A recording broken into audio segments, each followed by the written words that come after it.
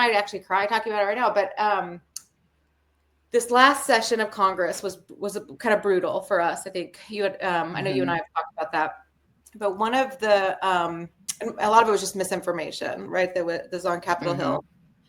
But coming back onto Capitol Hill, it had been a while for me. When I went into new offices, and asked to speak to whoever's working on medical cannabis in their office, they gave me their health policy staff.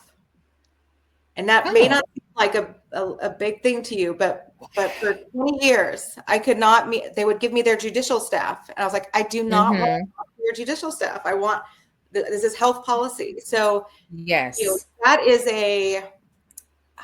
It's really amazing. And no matter what happens with the rescheduling hearings, and honestly, those rescheduling hearings weren't going to do anything for us anyway. The whole process wasn't, except for one thing, and we already got it.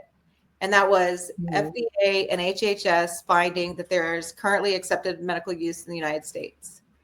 And that was the best that we were going to get as patients, and we got it.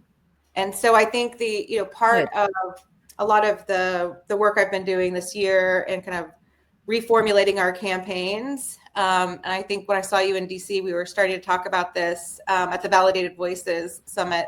It's like taking off that defensive, cloak, right? Like we've had to wear this defensive armor where patient advocates, the first 20, 30 minutes of a meeting is justifying that our medicine's medicine, right? That I'm not a doctor, I'm not a chemist, I'm not a pharmacist, right? But I know I can move. I know that I'm 25 years into a dystonia diagnosis, and I'm pretty freaking healthy.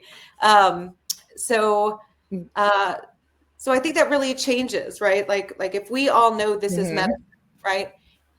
Then the next challenge is, how do we get this to people? And I think that's really where I think we're feeling a lot of that disconnect in the States. And I know you guys are going through it right now. Yes, really, we are. Yeah, but I'll say, so I know you wanted to hear about the rescheduling hearing, so I can give you a little update, like get a little. Yes. Okay. So first of all, I think that this is going to be controversial, what I'm about to say, but I think if HHS would have come out with Schedule 2, that the DEA would have been fine. All of these anti-marijuana groups like SAM, they would have been like, okay, fine, Schedule 2, right?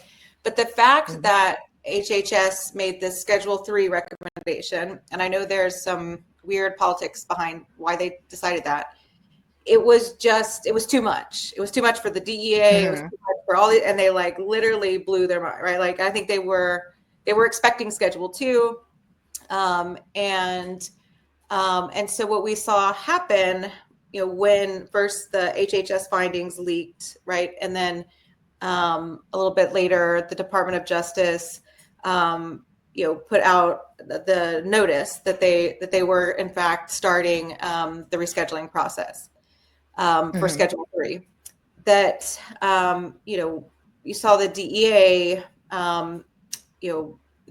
through the process of sorry, I'm trying to think of there's all these terms for the paperwork, but basically the Department of Justice, and usually the DEA does this, is they post a notice to reschedule, and that starts a public comment period, right?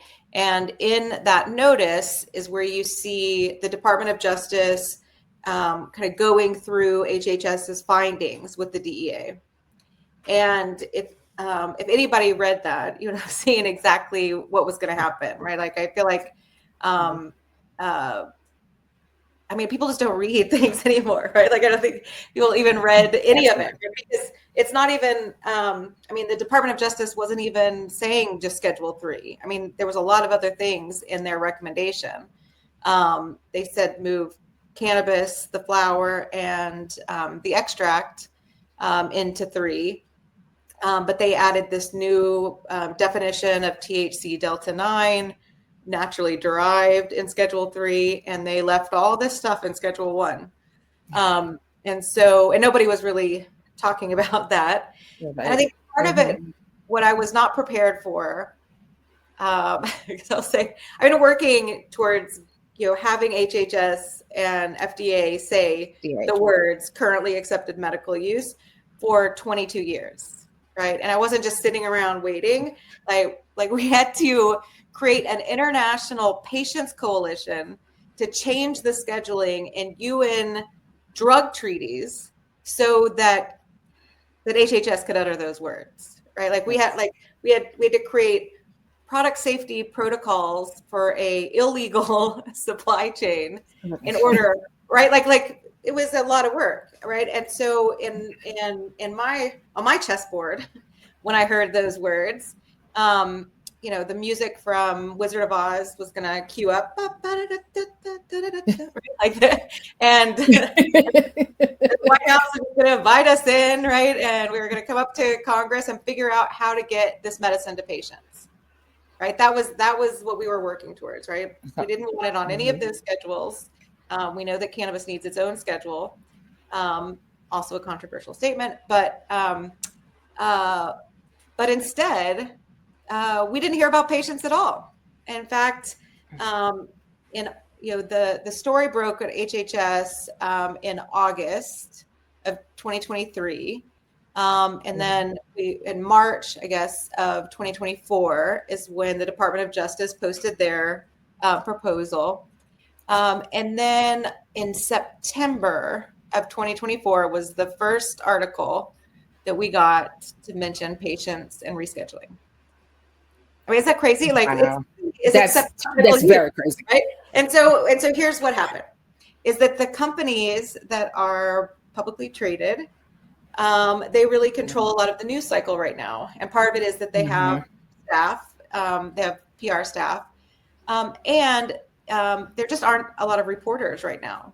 I mean, in the last 4 years, we've lost over 8,000 reporters. So what that means is that often, reporters will just grab a press release and print it, right? They don't have budgets for investigative reporting. And so the sexy stories that came out of rescheduling, one was that this was a ploy by Biden to get reelected, and so they kept saying it was going to be rescheduled before the election. You remember that? So there's a process for rescheduling, and there was no way in hell that we were going to get through that process before the election. It was totally crazy, right? And so what happened with that misinformation is that it created a resurgence in the anti-cannabis lobby, right? Because it created a partisanship that wasn't there, that we had broken down. I mean, 90% of Americans support medical cannabis. There's some Republicans in there. Like, you know what I mean? Like, this is a bipartisan issue. But really, that act, right, of calling it a political move by Biden, it created this huge schism that we're gonna be feeling this year. And then the other big news story, which was also misinformation, was that Schedule 3 was going to save cannabis businesses because of 280E. That it's code, right? So yes, if cannabis was Schedule 3, then the 280E would no longer apply. But that's not the only tax law, right? And so here's the information: is that if cannabis was Schedule 3 tomorrow, all of the activity that's happening in the states, medical, adult use, all of that, it's still illegal. We're still operating completely outside of the Controlled Substance Act. The only Schedule 3 substances that are legal are ones that are prescribed by a doctor, that are in pharmacies, that are FDA approved, right? And so just think about it, like people who sell purple dank, right? They're not able to deduct their business expenses, right? And they're using a free substance, right? And mixing it with the Jolly Rancher or whatever. I don't know the recipe. not really. I really don't know the recipe, but